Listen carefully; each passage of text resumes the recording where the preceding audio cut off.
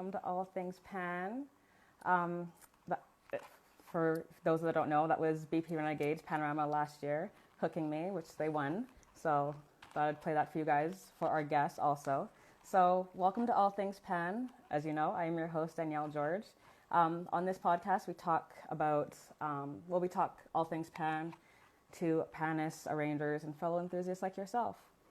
So with that in mind, I would like welcome our guest, Mr. Duvone Stewart, all the way from Trinidad and Tobago. Just waiting for him to. Hello, sir.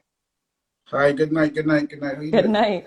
How are you? You see me right? You good there? I see you. Bring your camera down a bit. Awesome. All right, good to know. All right, nice one. How you doing? Good. How are you? Feel to fine? You're good? How are you dealing with? Man.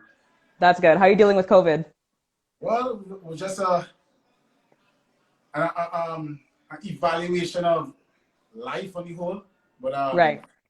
yet still we had to accept the changes that came around with it. But Exactly. I did the best I could have done, but we just had to readjust the new living life right Right. now.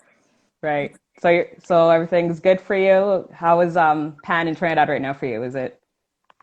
Well, Have you been? we still locked down on the fan scene, but everything is Oh, just okay. new. It's just virtual now. Everything is just Right. virtual. Yeah. Right. So I just thought I'd welcome you and our guests to our little talk here. Yeah, Just to man. let you know, for all our viewers, I'd like to kind of give them some time to ask you some questions near the end, if that's okay with you. No problem, man. All right. So be ready.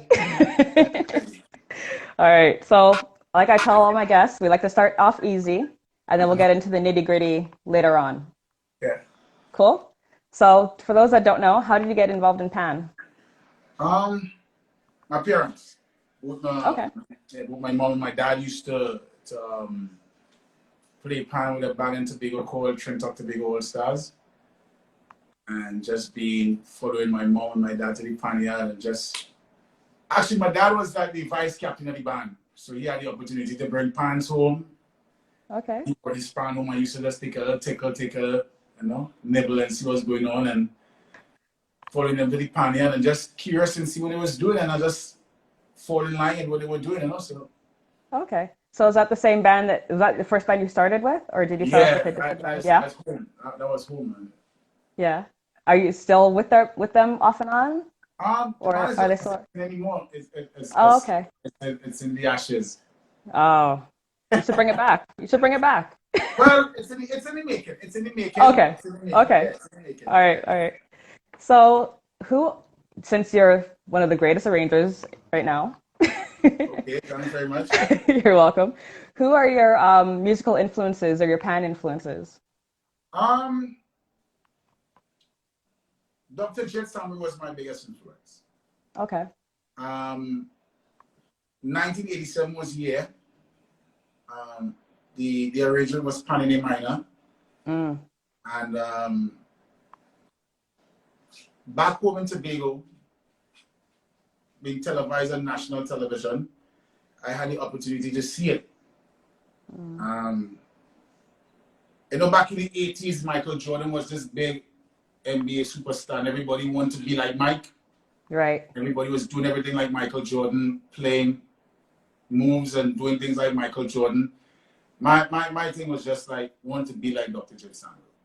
Right. I fell in love with his music.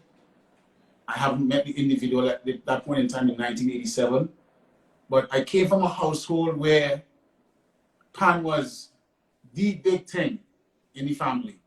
Mm-hmm. My dad was a All Stars fanatic. My mom was a Desperados fanatic. Remember I used the word was, right? Yes. And they were extended family members who used to follow the All Stars and the Desperados. Right. And I didn't seem like I was looking for a band of support, but I believe I was so gifted at the point in time to hear good music. Mm. And hearing Dr. Jit Samuel's arrangement of Pan in the Minor, fell in love with the band. And that was my biggest influence in Pan. Another big influence that I had in Pan was my first music teacher, Okay. Mrs. Gwyneth Armstrong. I could safely say she is the individual responsible for laying that platform for Duvone Stewart to walk on in the musical world. Mm. And she has been diagnosed with Alzheimer's, and she's not too well these days. But I always try to do things in the memory of her, just thanking her for molding me and grooming me to become the individual that I am. That's And good. she really placed a lot of emphasis on the theory part of the music for me, and which I wasn't so really disciplined with because she was more of a classical pianist. I used to do practical music with her. She was also the musical director and conductor for the Trinidad and Tobago All Stars. So I had the opportunity to free music education from her Mm. in the early 1986, 1987, 1988, around that time. And she just pivoted all her interest in me with the theory and the practical, but piano was the instrument of choice, wasn't pan. And I was just not taking on the piano thing, you know. I want to Yeah. play pan. I want to be Yeah. around pan, you know. Right. So I got my little my 2 cents of knowledge with the theory through her, and it was just on her advice, you know, spread your wings, you know, Duvone, you have a gift, you know, do what you had to do, and it was like just spread your wings and fly, and Mm. being around good virtuosos, hearing good virtuosos like the Len Woodsy Sharp, the Ken Professor Fillmore, the late great Clyde Bradley. All Mm-hmm. these are individuals that played a very, very integral part in my life in Right. the steel pan fraternity. Leon Smoot Edwards, um, uh, so much names to call, Ray Holman, because I wasn't I wasn't I wasn't the individual to just be straight focused on one person, but I was always having the ability to see and to hear what other individuals was doing with their music at that tender age. Right. Age 11, age 12, I was just being around these individuals. And it was really, really, really nice to me to be around these individuals. And I have a lot of respect for them. Mm-hmm. And as you said, I'm here still as an arranger, and they are around still. Many of them are around still. And it's a very, very good feeling for me to be around these great virtuosos that I once look up. I shouldn't say once look up, I still look up to them. So yeah. I have much respect for them. Yeah. And being around rubbing shoulders with them, talking with them, you know, we drink something together, we hang out together, and I just have that nice time together. But Mm-hmm.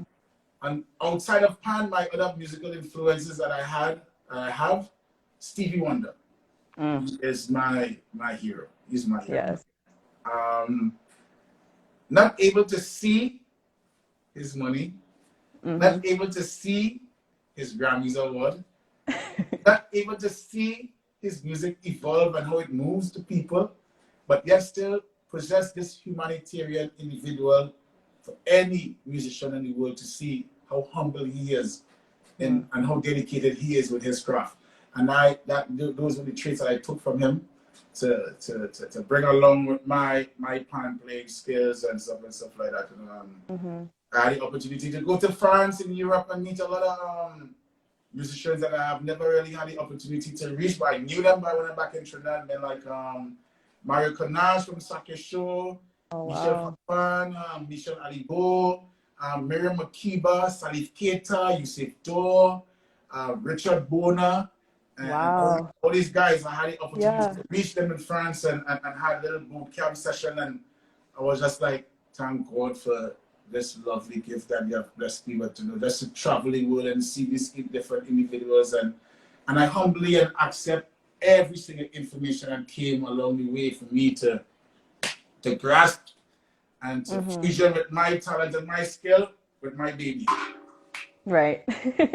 So do you find all those people that you look up to, do you find yourself kind of imitating bits and pieces of them into yourself? Well, in the beginning stages, it must have a follower, go-to guy who you like to listen to, who you want to emulate, you know, because you want to transcribe the information from. And that guy for me was Dr. Jet Samaru. And I had the opportunity to play with Amoku Renegades in 1991 or 1992. And I had so much good feelings being around this guy, how humble he was to arrange good steel pan music. And as I mentioned before, I wanted to be like him. I just didn't want to be a soloist. I just didn't want to be an average pan player, because I have made up my mind. I have had the family support from my parents that they're going to support me with whatever that I choose to do, whatever I want to become in my life as an occupation, which was just playing music, steel pan as a major instrument. And Dr. Jet Samaru was that guy. Being around Renegades, I learned a lot. Being around Dr. Jet Samaru, I learned a lot. So all the information that I was getting from him was already embedded in him. Dr. Jet Samaru was my all. He was my hero. He was my everything. My father, my everything you want to call him, man. He was my guy. So, but I still used to listen to different arrangers and different musicians in the realm of music, in all different genres that I had been exposed to. So I might take a little this or that, take a little this, take a little that, take a little that. You know, fusionize, make a nice little Carlo, a nice potapilla, and then after you come with the Duvone brand. Right. But I had was to start somewhere. I had was to start somewhere from listening to somebody and being around somebody and just, you know, enjoyed everything that had was to be around at the point in time, to have little traits and stuff. Nice. So I see you have a tenor there. Is that your primary instrument, or is there other instruments you like to play? I play all the instruments, you know, but I love this for one particular reason. Traveling purposes. When am I extra? I have been around this baby for over 3.5 decades. Wow. Yeah, and it has been very, very good to me. That's good. Very, very, very, very faithful to me.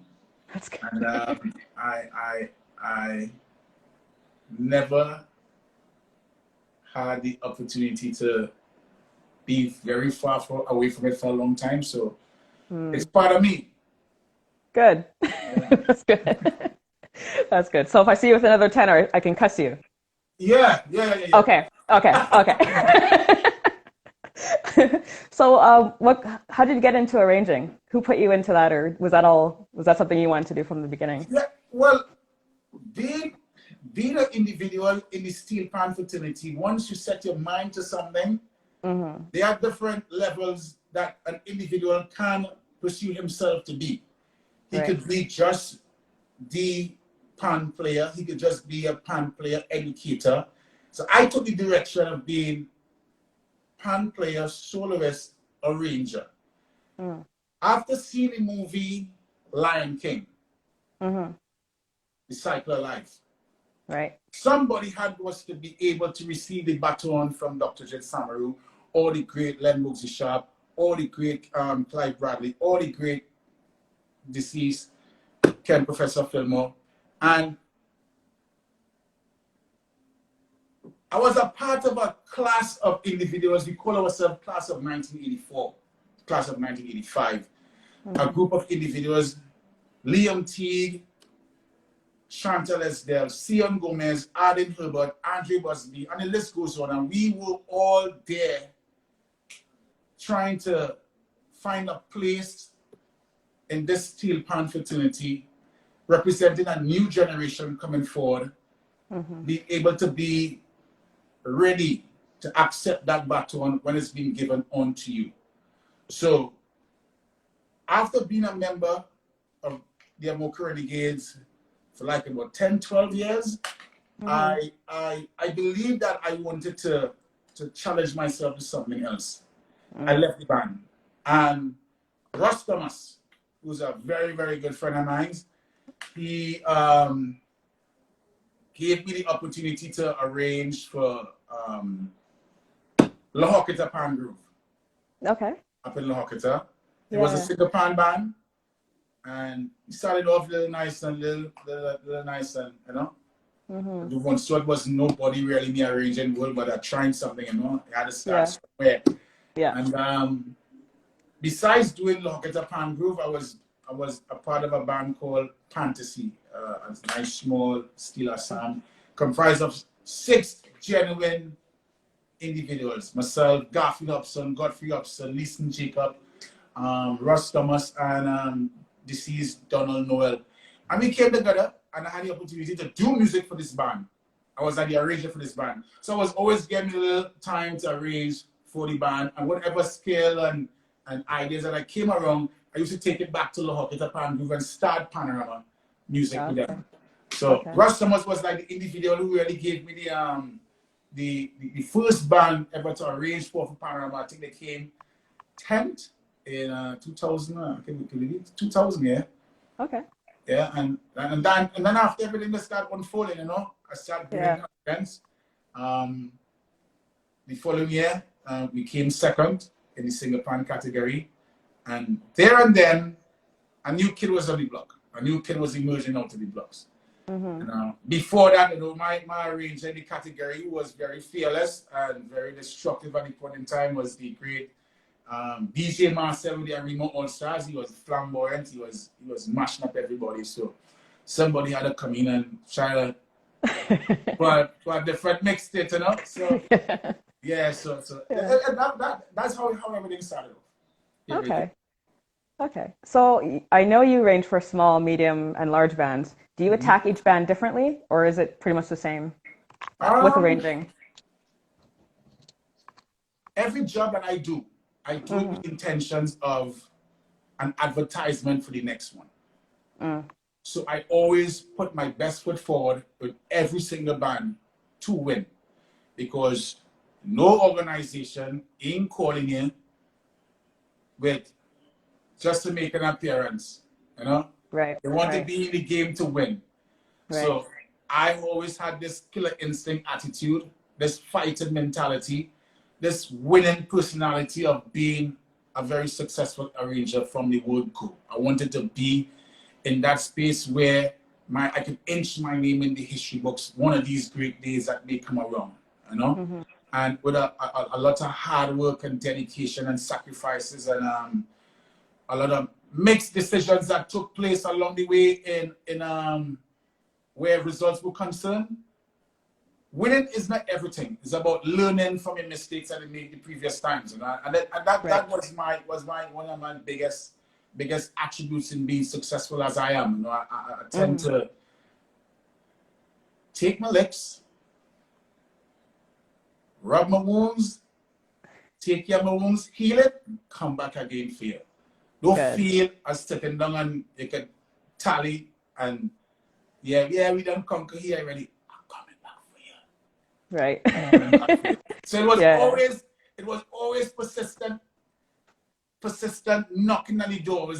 It was consistent knocking on the door from small bands attacking the bands with full venom to win, single pan bands to win, medium bands to win, large bands to win. You know, but it wasn't easy. It wasn't easy. Trust me, it wasn't easy. Yeah, I can imagine. Yeah. Being around your Lahokita Pan Groove, I have I'm the only arranger to win 11 consecutive single pan panoramas in that category. Yeah. I left the category. I did Lahokita Pan Groove for 6 years, and I did Sawa Eastside for 5 years. In the mix, I did a couple bands in the conventional category. So I was just trying to weigh my options and just graduate from single pan into conventional band, because single pan has a limitation where some of the what we call double second and conventional doesn't apply in single pan. Okay. So everything was just single second, single guitar, single this, single that. You know? Right. And it was just a lot of hard work, man.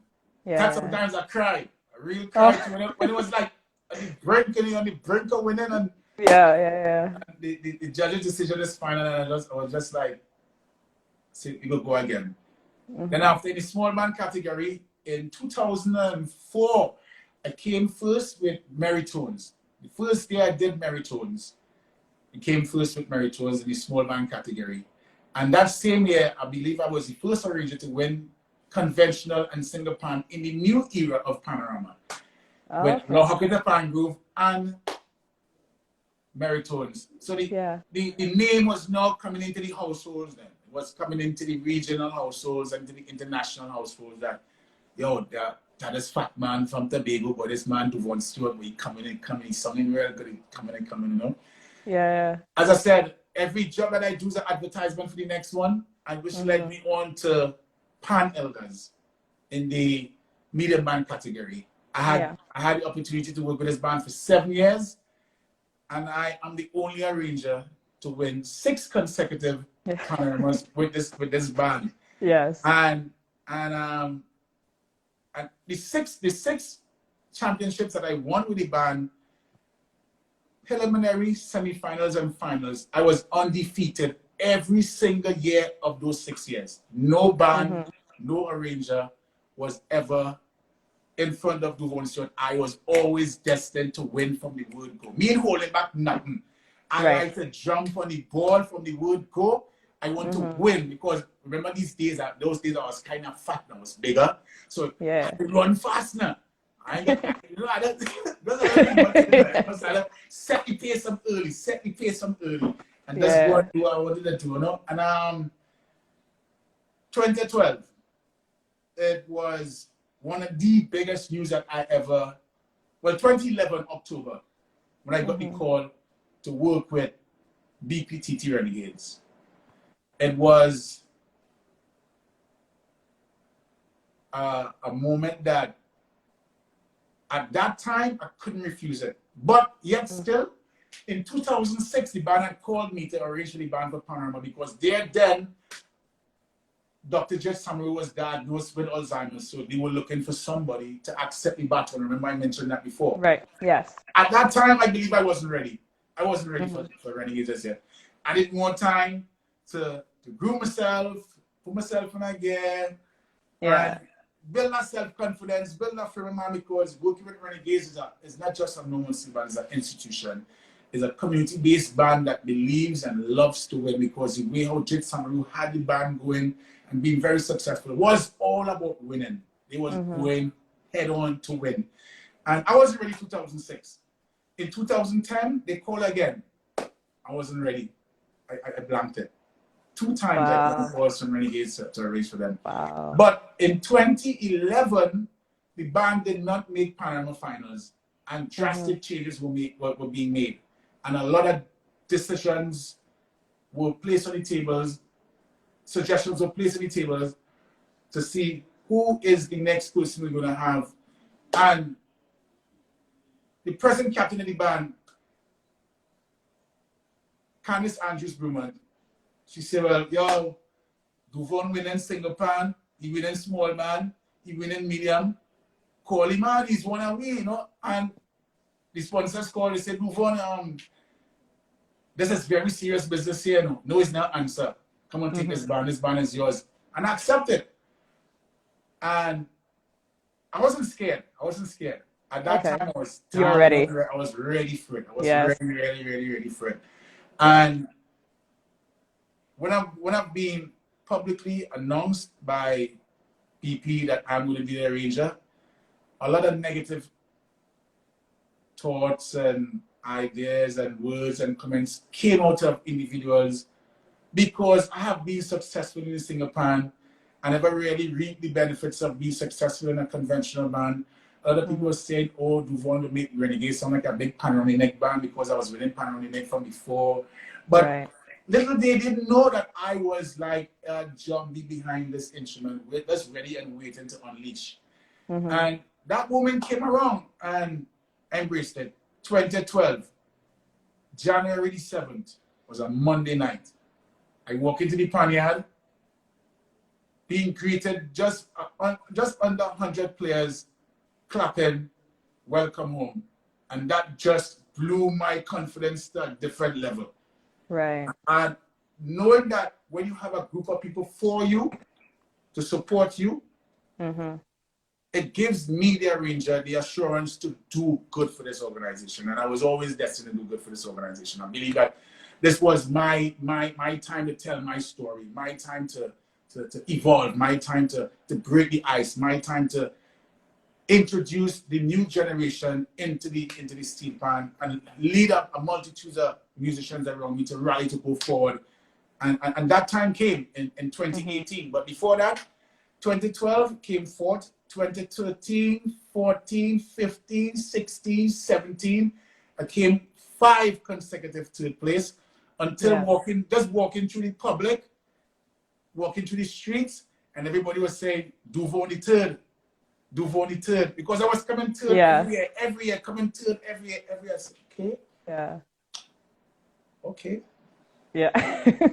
Okay. But while all that was going on, Panellas was winning. Right. I was working with Kazim in New York. They won Panama in that space of time too. I was working with a band in Toronto, Brampton Golden Harps. Okay. It became second to Al Foster. Yes. Yeah. And I was doing the Ebony Steel Band in London. They were winning too. And everybody was just. Oh wow. This band was winning. Yeah. And Renegades come and say, yo, Duvone, what happened? Why we can't win Panama with you? I say, yo, please give me a chance to be me, and you will see what happening. Yeah. 2018 was a great year, the year for love. One of the most flamboyant, enigmatic, well-thought out, articulated, performed song from God to me, to Renegades. Yeah. It was a true story. And the emotions that I had in that song for Renegades was really emotional, really emotional. But say what? Hats off to my parents for supporting me through all these times, because if you remember when I said in the earlies, my dad was a Desperados, my mom was a All Stars. Yes. So all of that changed. Everybody's Renegades now. Everybody's just Renegades, rallying around Duvone, and having that family support was integral. It was really, really, really integral. And that's it, man. That's it. I saw my stories to tell you now. Wow. So, if you don't mind me asking, what is your process of arranging? Do you just go from hearing? Do you go from like going on computer? Is it a bit of both? First of all, when coming to arranging, it's like you, the individual, trying to paint a picture. When I came into the game of arranging in the year 2020 and 2000, and for me, it was something kind of monotonous. They were hearing me say it was the same feel, the same image, the same concept was always there, And when I got Renegades, and I wanted to be a leader. I wanted to be a trendsetter. I wanted to be a go-getter in the way of telling a story in arranging music. One of the most powerful traits that God gave us was the 5 senses, and I tried to make the blind see and make the deaf hear in all the arrangements I've been doing recently, and trying to connect people to understand what I'm doing with my arrangement. First of all, I listen to the song. Secondly, I listen to the lyrical content of the song. And then after, I paint a picture of what I want to, the theater production of the song.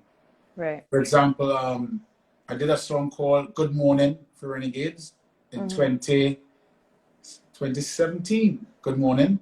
And Carnival Good Morning. The story behind the song was about telling people about where Carnival came from. And if you watch the production of Renegades doing the songs, I was trying to welcome the tourists back to Trinidad and Tobago by seeing what Carnival started from, the Cambole, the Juve. I was to bring in some tubular bells to make the noise that the bell, when it strikes 4 o'clock for Juve, to bring all these tubular bells, how the bell ring at 4 o'clock with the 4 knocks and stuff like that. I had the stick fighting scenario in the arrangement, and I had all these things in it. Yeah, for Love, it was just about trying to tell people, once you do bad, fire Gabonia. And I just wanted to be upfront and personal with that fire. Just send that fire. Let's create that dark side. Create building hell with the music, making it hot, making it red. And just let's sell that story. So when people see the production, fire go burn them, bam, they see fire come up in the air. Yeah, really hell. It's like WWF when the Undertaker or Kane come into the ring and they drop their hands and they see the fire coming up. All these kind of things I wanted to impersonate and try to bring with the music. So when people see it, boy, I feel like I'm in hell, you know? Right. And hooking men. They packed my clothes in a garbage bag. Yeah. It was like a family concept song of a man and a woman who wasn't married, that they had a relationship. They had a family with 2 boys, and I had was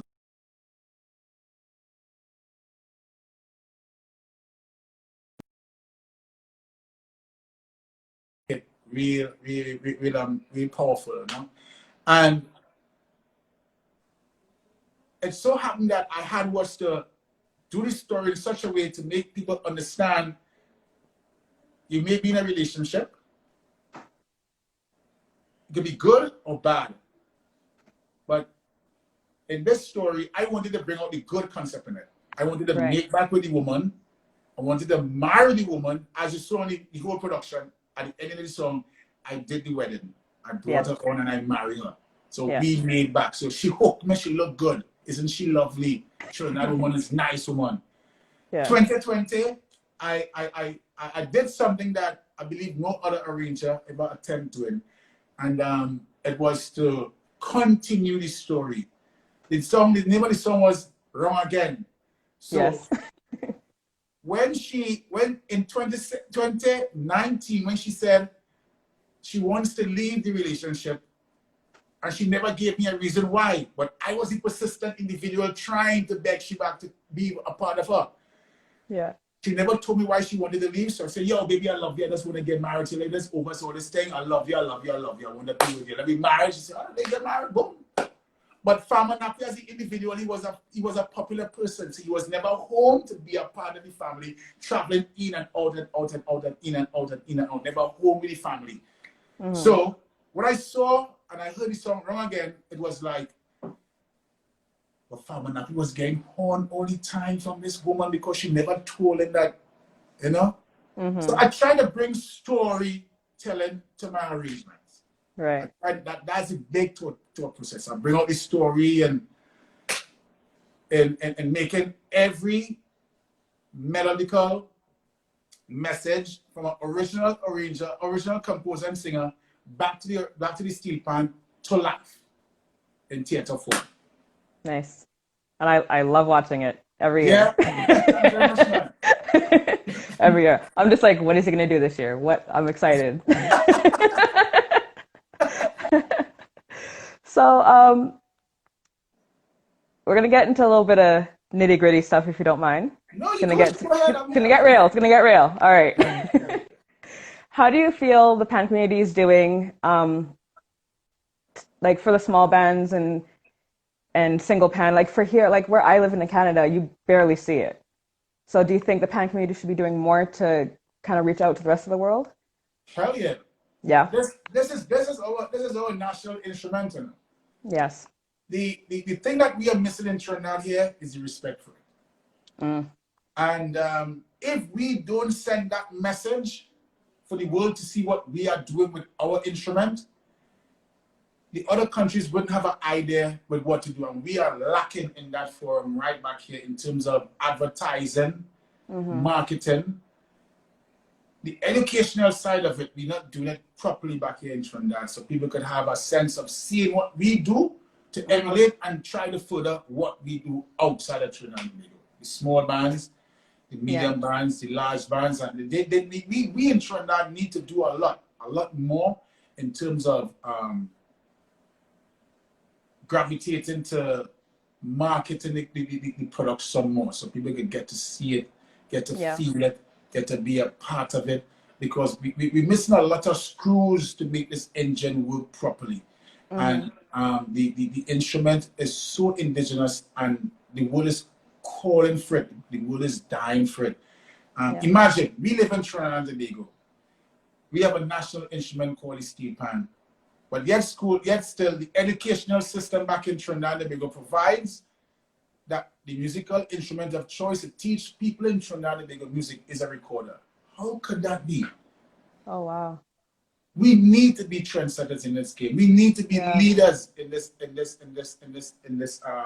art form here, so that we can sell our story, sell our ideas, our imagery, our whole culture globally, so people can get to see what is taking place with Pan back here in Trinidad and Tobago. Mm-hmm. So much more I could tell you. You know, we have a lot of things that Yeah. not you can write. We don't have Pans in school on a compulsory basis. We don't have it. Sometimes okay. we have a little Pan in the school program. They come to learn this, they come to learn that, but that's just it. Oh, okay. We suffer the blunt of seeing other steel pan communities all over the world. Sorry to say, some of them do better than us.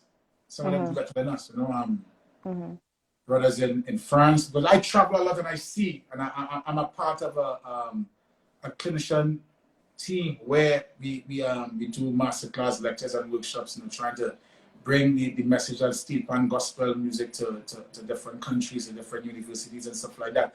And it's just so funny to know that the way how we sing our national anthem with respect and pride, we don't do it here with this instrument here, big time. We don't do it. But I believe that I'm in a space where I have a lot of following, and I'm not going to give up in trying to give hope and life to different individuals locally, so that we could try to market and advertise the brand of steel pan music globally to the world, so that people can hear and feel and be a part of what is going on here, big time. Yeah, exactly.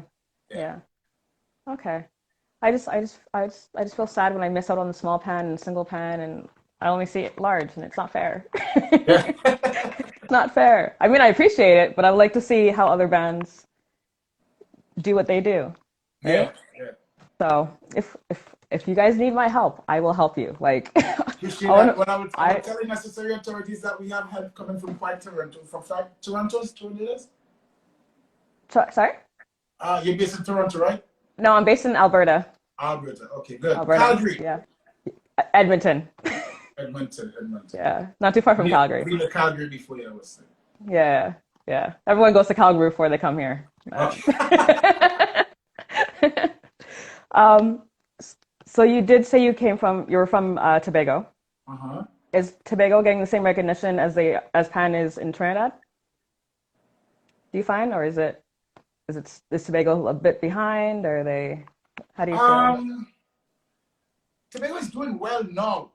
Okay. Tobago is doing well now. And before, it was how to put it, boy? Sorry. It was tough. You know, it was really tough. Yeah. Yeah. Bands and individuals. Me coming from Tobago to come to Trinidad to be a part of the steel pan fraternity. Yeah. There were a lot of blocks, walls, darts, hurdles, knives in front of my way to be which part I am today. But again, you know, coming from Tobago, I believe that I have opened up a space. So that's why I'm saying that they are doing fine now. We have the president of Pan Tobago. She's from Tobago, and she has opened more doors for Pan to have a national panorama competition final in Tobago, so people in Tobago would see what happens in the Grand Queen's Park Savannah. There are a lot of young musicians in Tobago having the opportunity to arrange for bands in Tobago.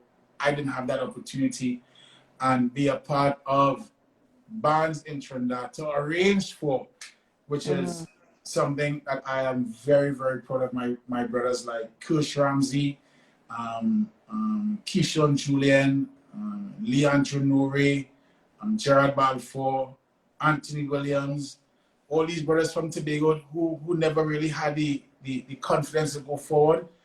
But while I was in Trinidad, just paving that way, Right. paving our ground for them to come and say, yo, this is the ground that God made for us to walk. Let me walk the road and do the thing the hard way. We come from Tobago, let me come in Trinidad and penetrate it. But yet still, it's Trinidad and Tobago. But now the love is there. That's But good. the competitiveness in the fraternity between the bands in Tobago and in Trinidad. One time Trinidad was here, Tobago was here. Now Tobago is here. Right on par. They're right on Yeah. par. And Right. one of the first individuals from Tobago, a born Tobagonian, to arrange for a band in Tobago and come first in the small band Panorama is OJ Richards. And he's Yes. from Tobago. Yeah. That good boy, he beat me. Yeah. And I like it. I like it. When I see these brothers come out now, Yeah. it gives me a sense of jubilation. I say, yeah, we're doing good, brothers. The 639 doing good. The 660 doing good. Represent Tobago. Let's come out and do all the thing. But I'm more on the mantra of selling the instrument with love around Trinidad and Tobago globally. So I tend to forget the Tobago and the Trinidad war in Trinidad and Tobago. I done that thing, I want to project that love out to this Twin Island state where we have about 1.3 million in population. Let us sell this product to the world like how the Yes. Jamaicans doing the reggae, like how Yes. the French doing the zouk and how Cuba doing. Let me sell. Let us be a leader in our own space and create that avenue so that we can show the world that we are ready to give this gift to you and be in Yes. control of our gift. Yes. So the Tobago thing and the Trinidad thing, I none that. Good. I come from Trinidad and Tobago. As I'm saying, where every creed and race find an equal place. I looking to sell my culture, my pan, my country first. Nice. Yes. That's how I do it. Nice. I love that. Again, if you need help, you got people in Canada willing to help. All right, nice. Again, appreciate it.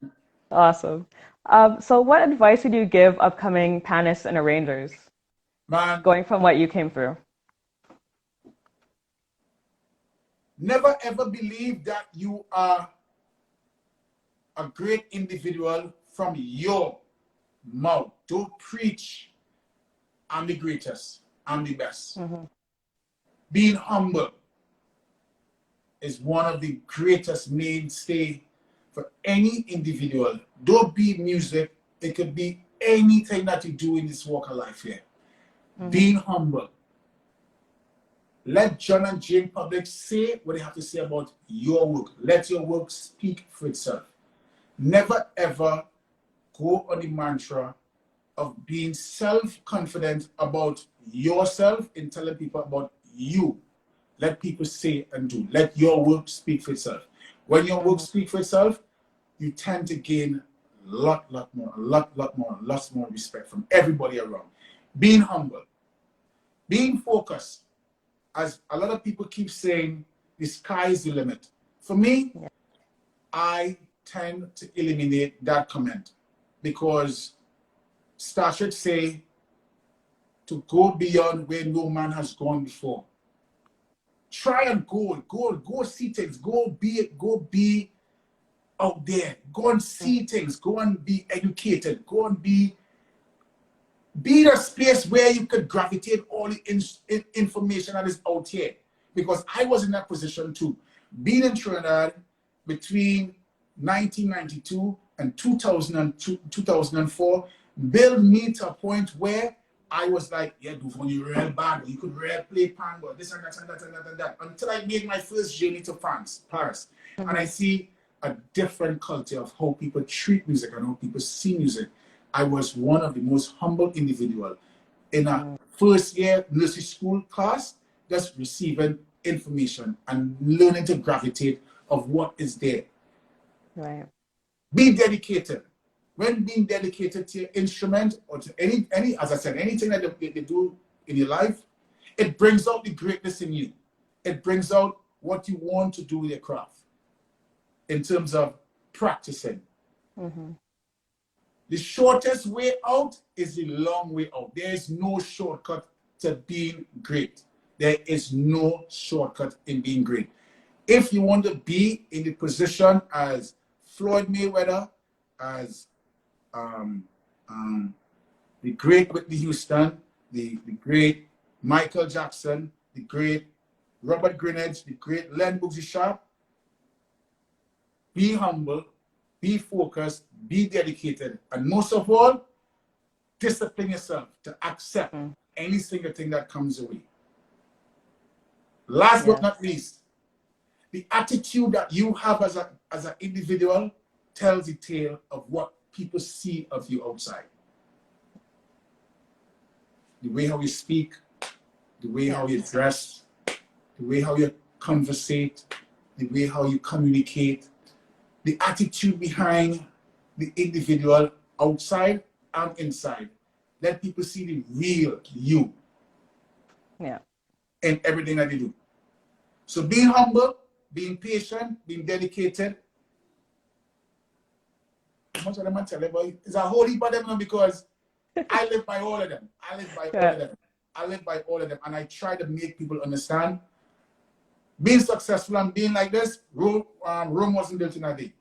Eiffel Tower wasn't built in a day. Just keep pursuing your dreams. As they say, keep pushing harder. Pray until something happens. Pray until something happens. Keep pushing.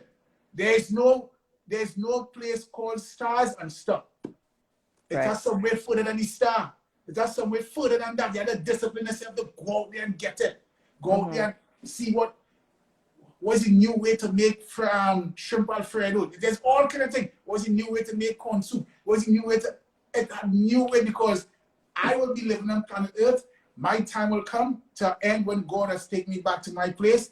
And it just evolved more. It's like the circle of life, the movie Lion King. Yeah. And next movie that I want to bring to your attention, Drumline. Yes. It's one of the biggest movie. Yeah. Every individual, please try and be educated in such a way that you can have the black and white to represent the image that you carry out yourself with in steel pan music or in anything that you do. Nick Cannon was one of the best side drum players. He couldn't read, he couldn't write, he could play. But when they put his score sheet in front of him, he wasn't saying nothing. Right. Went to school, did what he had was to do, and he came up with honors. And he had was to fight for that. He was dedicated enough to go back and do. He was fighting, he was pushing, he was persevering, he was everything. But at the end of the day, he was humble with every single thing that came in. And those are the traits that made Duvone Stewart what he is right now. I'm very humble, I'm very focused, I'm very disciplined. Sometimes. I'm being real.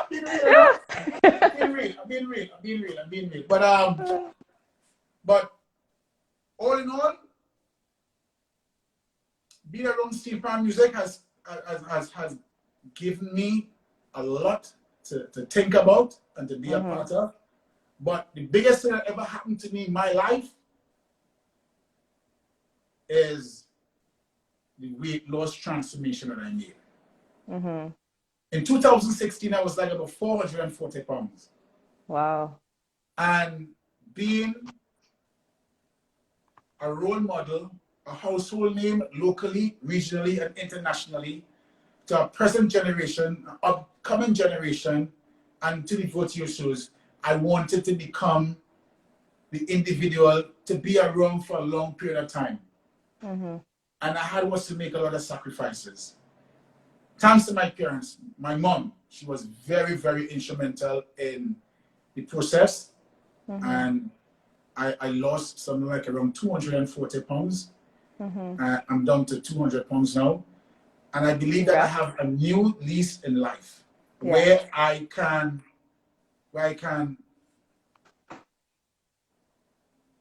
give these individuals hope that, yes, we have an icon, we have a legend, we have a virtuoso, we have a leader, we have a mentor that we could see and look up to and bless everybody and the masses out there with steel pan music. And I did this for my people in Pan. I did this for my people in Pan. And I thank every single body who saw the journey, who saw the transformation, who was there, who was asking questions, who was very concerned, who was very scared, but yet still, I predominantly stand tall to prayers and thank God for blessing me with the gift that He has blessed me with. Mm-hmm. Yeah, and that's just it, man. You know, I don't want to cry about it, but it's still something that touched me every single day. That happens, you know. I tend to give God the praises every single moment, you know, for loving what Duvone Stewart is now, you know. So Yes. you know, I could be able to sit in an airplane and in economy class with a seatbelt without asking for extension. Yeah. I could go in a store and shop for a nice waist 36 jeans. I could go and shop for, I had clothes bigger than me. Come on, man. I'm living my best life and I just want people to enjoy it and let's thanks everybody for the support and the journey that Duvone Stewart has been through, man. Yes. I see a lot of thank yous and a lot of blesses to you in this chat. Yeah. So yeah, seeing a lot. So we only have a little bit of time left. I see you have a pan just sitting there waiting for you to touch it. I have a pan, yeah. Would you mind playing maybe a song? Yeah. We only have. I could get a song. I'm too far from here. No, you're good. You don't see my head, right? We're not seeing your head though. I'm headless. You're headless. You want to see like this? We can do that. We can do that. Right, we can do it. We see the final track. Yeah. And while he's getting ready, if anyone has any questions for like the last 5 minutes, get ready, get them up there so we can ask him and see what he has to say.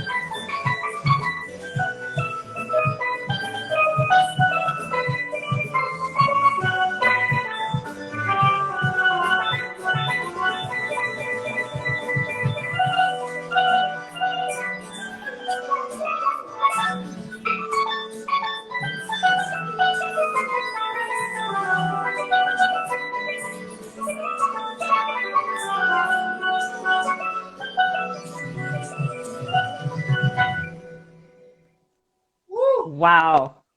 I gotta fan my phone. It's too hot. Wow, that was amazing. So I don't know if you're welcome. So while you were playing, a lot of people were asking me to do another hour with you. I don't know if you're busy.